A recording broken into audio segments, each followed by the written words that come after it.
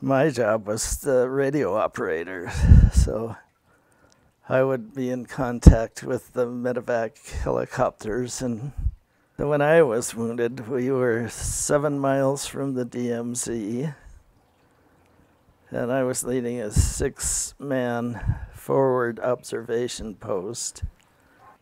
And so we were up on the side hill, and you would step in the exact same steps as the person in front of you. When I got over this homemade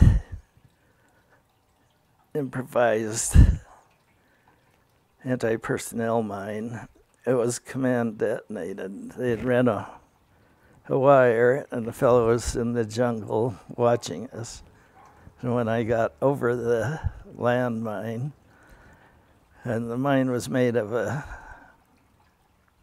big cast iron kettle filled with black powder and nuts and bolts and screws and things like that. And then when I got in the position, he detonated it. And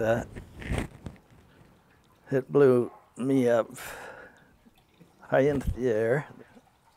Yeah, one look told me that I was seriously injured, but you're in shock, and the pain doesn't start for a few seconds. So fortunately, my radio still worked, so I called back to the company behind and told them that we were hit. We had 3 casualties, and we needed medevac. Yeah, I was fully conscious the whole time.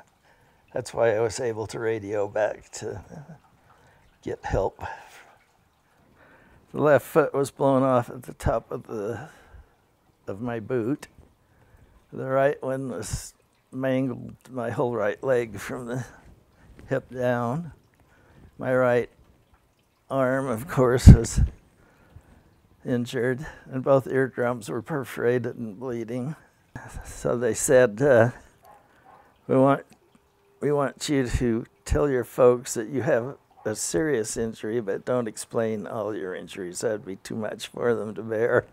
So I did. You know they're putting them out. You have no idea where they are because they are buried, usually underground, and they either have a pressure trip plate or else, in this case, a command detonated electrical system.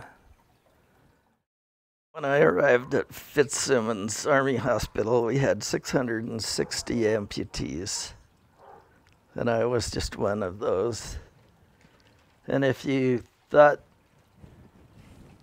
you had it bad, all you had to do was look in the bed next to you, because somebody was far worse off.